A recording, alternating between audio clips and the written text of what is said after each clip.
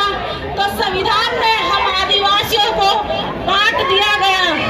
किसी को प्रिमिटिव कहा गया, किसी को क्रिमिनल कहा गया, किसी को घुमंतु कहा गया, किसी को कुछ और नाम देकर, और जो संविधान में अनुसूचित किए गए, संविधान में दर्ज किए गए, उनको एसटी के रूप में दर्ज किया गया। और जो मूल आरक्षण मिला हुआ है वो संविधान में जिन आदिवासियों को शामिल किया गया है, आरक्षण सिर्फ उन्हीं को मिला हुआ है, एसटी जनजाति को, शेड्यूल ट्राइब को, अनुसूचित जनजाति को। तो मैं बताना चाहूंगी कि पूरे भारत में 1048 आदिवासी समाज, समुदाय और कबीले हैं। 1048 पूरे भारत में कोई सा ऐसा राज्य नहीं है जहाँ आदिवासी नहीं है। और मैं बताना चाहूंगी, भारत ही नहीं, पूरे संसार के 190 देशों में से 90 देशों में हम आदिवासी हैं और हमारी आबादी 50 करोड़ है। 50 करोड़ हम आदिवासियों की पूरे संसार में आबादी है। हमारी 5000 भाषाएं हैं, समाज है, संस्कृतियां हैं और 7000 हमारे कबीले हैं। तो सोचिए कितना विशाल और समृद्ध परिवार है हमारा।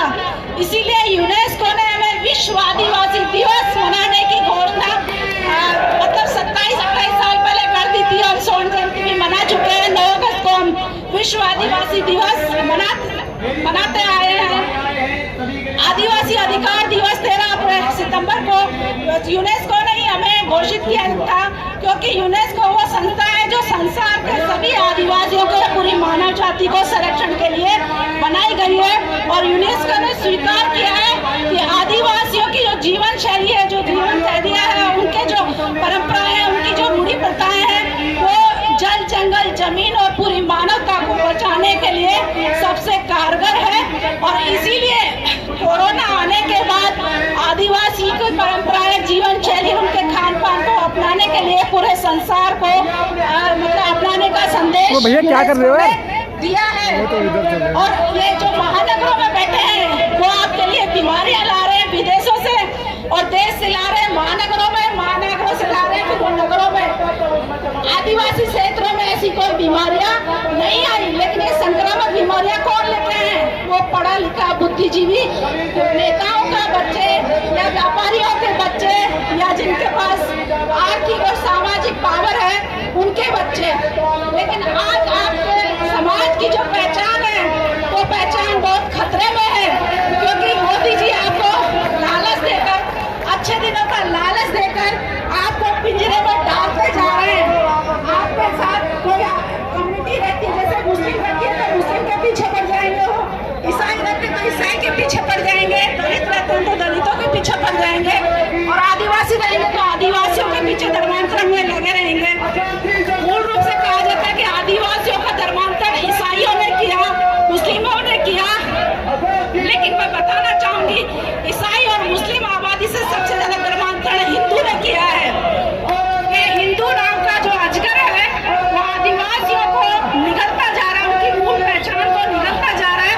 और उनकी जो पुरखा परंपरा है, उनका जो इतिहास है, उनकी जो संस्कृति है, उनकी जो भाषा है, उनके जो पुरखों की जो पहचान है, उन पहचान को मिटाता हुआ वो अपने पाखंडों का आडंबर सब जगह फैलाता जा रहा है। इसीलिए हमारे ऐतिहासिक स्थलों पर, हमारे सांस्कृतिक स्थलों पर भगवाकरण किया जा रहा है और भगवा झंडे लगाए जा रहे हैं। आप लोगों ने उदाहरण देखा होगा और आमागढ़ का जीवंत उदाहरण पूरे भारत में ही नहीं, संसार ने देखा है कि वहाँ ऐतिहासिक स्थल था, वो ऐतिहासिक किला था और वहाँ कुल देवी अम्बा माता का मंदिर था और वहाँ आरएसएस के लोगों ने विशाल भगवा ध्वज लगाकर उस पर अतिक्रमण किया था। लेकिन मीणा समाज, वो कबीलाई कौम है, उस भगवा ध्वज को वहाँ से उन्होंने हटाकर दिखाया था। ये आप सब लोगों ने देखा था। ये उसी की ताकत है कि हमारे भील भाइयों ने अभी राणा कुंजा भील की मूर्ति का अनावरण किया। आज से पहले तो ऐसा नहीं हुआ था, लेकिन वो हम अगर सबको प्रेरणा और शक्ति देता रहेगा कि हम इन मनुवादियों का पुरजोर विरोध करेंगे और अपने पुरखों को मान सम्मान के साथ स्थापित करेंगे। क्योंकि हमारी जो पहचान है हमारे पूर्वजों से है। ब्रिटिश सरकार से लड़ने के लिए 1857 का जो उदाहरण दिया जाता है, उससे 100 साल 200 साल पहले तक हमारे आदिवासी पुरखाओं ने बहुत बलिदान दिए, बहुत संघर्ष किए हैं। इसीलिए हमारे आदिवासी क्षेत्रों में बहुत बड़े बड़े बलिदान स्मारक बने हुए हैं। इन संघियों के क्षेत्रों में कोई स्मारक नहीं है, ये माफी वीर है। जबकि हम आदिवासी इस देश, इस धरती और इस मिट्टी, जंगल, जमीन, पहाड़, इन पेड़ पौधों के लिए त्याग करने वाले, बलिदान करने वाले और सर्वस्व न्योछावर करने वाले। इसीलिए आपको मानकर जो पहाड़ पे जो स्मारक है हमारे पुरखों का, जब 1500 आदिवासियों को एक साथ गोलियों से भून दिया गया था, कौन थे वो लोग भूनने वाले? वहाँ के राज रजवाड़े और ब्रिटिश गवर्नमेंट की साजिश के तहत उन्होंने आदिवासियों को इस तरीके से नरसंहार किया था। डुंगारी पहाड़ जो झारखंड में है, ऐसा ही हर आदिवासी क्षेत्र में आपको ऐसे स्मारक मिल जाएंगे। लेकिन इनका उदाहरण आपको मुख्यधारा की पाठ्यक्रम की पुस्तकों में या बड़े बड़े विश्वविद्यालयों में या कॉलेजों में कहीं पर भी कोई आपको बताने वाला नहीं होगा। तो आपको अपनी भाषा, साहित्य, संस्कृति और इतिहास को बचाते हुए अपने ट्राइबल कॉलम कोड को स्थापित करवाना होगा। क्योंकि मैं बताना चाहूंगी, ये जो सब लोग हैं, आप जो सब लोग हैं, मातृशक्तियाँ, पितृशक्तियाँ, मेरे युवा भाई और बड़े बुजुर्ग, आप वो आखिरी पीढ़ी है आदिवासी पुरखों की संतानों की, उसको या पूरी द्वीप की और पहंदीबारी कुमार लिंगों की संतानें हैं जो संघर्ष कर रही है। आप आखिरी पीढ़ी है जो अपने आने वाली पीढ़ियों की पहचान को बचा पाएंगी। अगर आप बचा पाएंगी तो आपकी संतानें उस पहचान को हमेशा के लिए स्थायी कर पाएंगी। क्योंकि भारत सरकार ने जनगणना के लिए हिंदू, मुस्लिम, सिख, ईसाई, जैन, बौद्ध सबको कॉलम कोड दे रखा है, लेकिन आदिवासियों को नहीं दे रखा। इसीलिए मजबूरी में जो ईसाइयों के साथ रहता है उसको ईसाई टिक करना पड़ता है, मुस्लिम के साथ रहता है उनको मुस्लिम कोड को टिक करना पड़ता है, और जो हिंदुओं के साथ रहता है उसको हिंदू कोड को टिक करना पड़ता है। क्योंकि कोई सा भी जो फॉर्म होता है उस फॉर्म में आपका एक रिलीजन मांगा जाता है कि आप किस धर्म से हैं। तो आपका धर्म आदिवासी तो कहीं लिखा हुआ है ही नहीं, तो आपकी मजबूरी बना दी गई है कि आप कहीं ना कहीं टिक तो करेंगे। तो क्या आप इस मजबूरी को हमेशा के लिए मिटाना चाहते हैं? तो मिटाना चाहते हैं तो आपको कॉलम कोड लेके रहना होगा।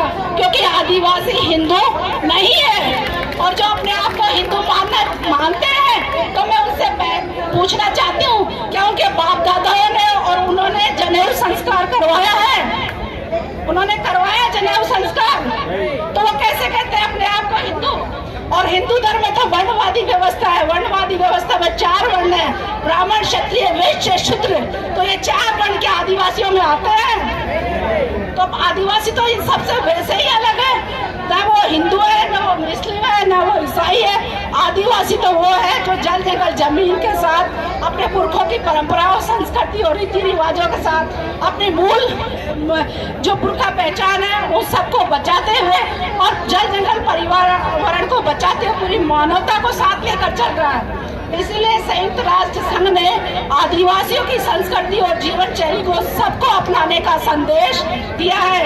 हमने कोरोना जैसी भयंकर वैश्विक महामारी को देख लिया है कि लोग कैसे मौत की संक्रामक बीमारी, मतलब अपने घर वालों तक से नफरत करने लगे।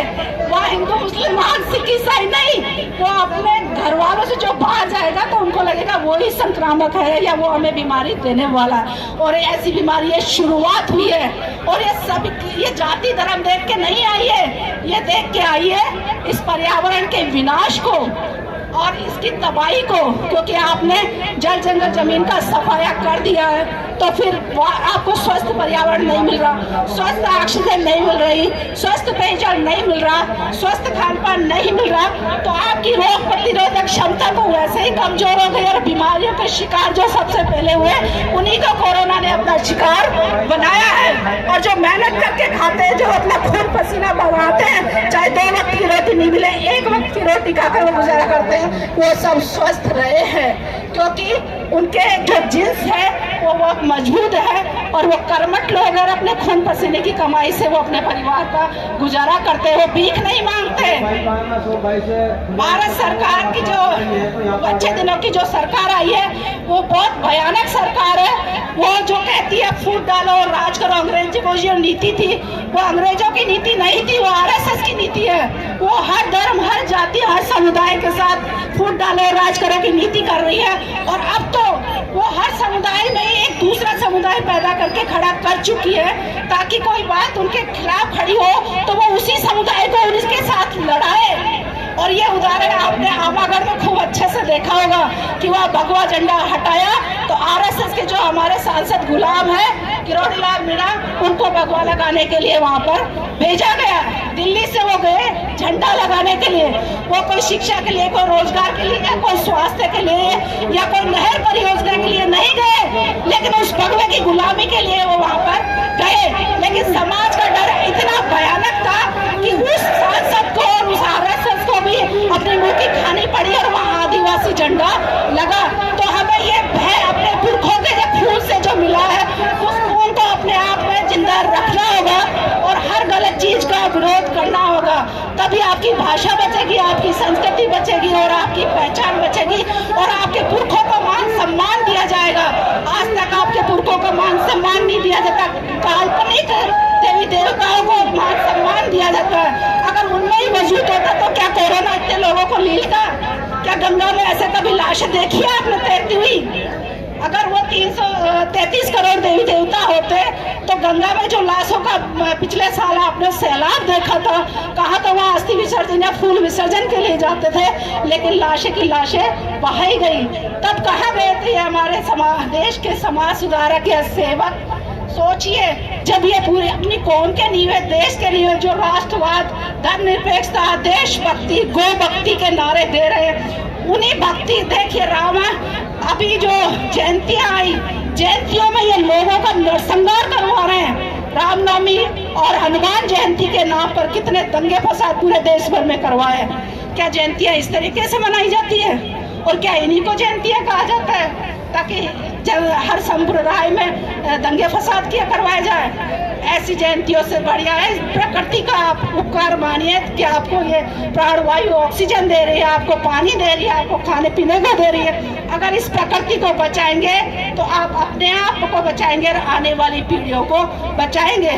आप धार्मिक पाखंडों में अनावश्यक खर्च न करके अपने परिवार और समाज पर, अपने स्वास्थ्य पे खर्च करेंगे तो आपका परिवार, समाज और स्वास्थ्य मजबूत होगा। और आप अपने समाज के साथ मतलब सब मिलजुल कर रही है। अब पूरे देश भर से जो आदिवासी समाज है, झारखंड से भी है, छत्तीसगढ़ से भी है, गुजरात से भी है, महाराष्ट्र से भी है, हर राज्य से कोई ना कोई प्रतिनिधित्व यहाँ आया है। ये जनता का, मिट्टी से जुड़े हुए लोगों का अपना संगठन है और जो इतने सारे संगठन वो सब भी इसमें समर्थक है और वो सब साथ दे रहे हैं। तो मैं चाहती हूँ और भी संगठन जो आदिवासियों के नाम से या मुख्य धारा के नाम से जो बने हुए, उनको भी सोचना होगा कि जब भारत में सरकार ने कॉलम कोड सबको दे रखा है, हिंदू, मुस्लिम, सिख, ईसाई, जैन, बौद्ध को, तो आदिवासियों को क्यों नहीं दे रखा, जबकि ये मूल संतानें हैं। और इसके सबसे बड़े सबूत है कि हमारे पुरखे हजारों सालों से यहाँ रहे। अरावली पर्वतमाला में जो शैल चित्र है, भीमबेटका में जो गुफा शैल चित्र है, चाहे बस्तर में चले जाइए या कांकेर में चले जाइए, कहीं पर भी चले जाइए, हमारे पुरखों के जो शैल चित्र है वहाँ इन मनुवादियों के, देवी देवताओं के कोई अंश नहीं मिलते। लेकिन अब ये साजिश शुरू कर चुके हैं वहाँ पर उनको मिटाकर अपने भगवाकरण करने की। वो वहाँ राम की कथाएं ढूंढेंगे, वो वहाँ शबरी को बैठाएंगे या हनुमान को बैठाएंगे, लेकिन आपको चौकस और चौकस रहना होगा। और उन सबको बचाते हुए, अपने वजूद को बचाने के लिए, ट्राइबल कॉलम कोड के लिए एकजुट होकर एक आह्वान के साथ हमें जनगणना कॉलम कोड की मांग को लागू करवाना होगा। जब ये सरकार, इतने लोग मर रहे हैं मौत से, इतनी भयावह बीमारी आ रही है और आजादी का अमृत महोत्सव बना रही है, तो क्या ये इस लायक भी नहीं है कि आदिवासियों को उनकी पहचान के लिए ट्राइबल कॉलम कोड नहीं दे सकती? क्या दे सकती है ना? जब 3000 करोड़ का स्टैचू है गुजरात में लगा सकती है, हजारों करोड़ के रामालय बना सकती है, कितनी बड़ी बड़ी योजना, कितने बड़े बड़े स्टैचू बन रहे हैं, शंकराचार्य का स्टैचू बन रहा है, हनुमान जी का स्टैचू बन रहा है। क्या ये शिक्षा, स्वास्थ्य और रोजगार देंगे पूरी आबादी को, 135 करोड़ आबादी को? ये जो देश का पैसा स्टैचुओं में लगा रहे हैं, क्या उन्होंने देश की आजादी के लिए संघर्ष किया था? क्या अंग्रेजों से, मुगलों से या जो भी विदेशी आक्रांत आए थे उनसे लड़ाई लड़ी थी उन्होंने? तो इतना देश का अरबों खरबों जो पैसा है वो क्यों खर्च किया जा रहा है? ताकि आप लोगों को बर्बाद किया जा सके। आप ही वहाँ जाएंगे चढ़ावा चढ़ाने के लिए, आप ही मन्नत मांगने के लिए, और आपकी कठिन मेहनत की जो कमाई है उसको वो अपनी दुकानें लगाकर उसको अर्जन करेंगे। इसीलिए सचेत हो जाइए और ट्राइबल कोलम कोड की मांग को लागू करवाइए, क्योंकि आदिवासी ना हिंदू है, ना मुस्लिम है, ना ईसाई है। आदिवासी इस धरती का मूल मालिक है। ये मैं नहीं कह रही, जस्टिस कार्जू ने 5 जनवरी 2011 को कहा था अपने जजमेंट में, नंदाबाई भी एंड बनाम मामले में उन्होंने बताया था। नंदाबाई एक विधवा स्त्री थी और जिन्होंने विधवा होने के बाद किसी ने उनकी संपत्ति को हथिया लिया था। तब जस्टिस कार्जू ने स्टेटमेंट दिया था कि इस देश में रहने वाले 8% लोग, सिर्फ 8% लोग इस देश के मूल मालिक या आदिवासी है, बाकी 92% लोग बाहरी है, घुसपैठिए है या आक्रमणकारी है। तो हम वो 8% लोग हैं जो इस देश, इस धरती, जल जमीन के लिए हमारे पुरखों ने बहुत संघर्ष किए, बहुत बलिदान दिए।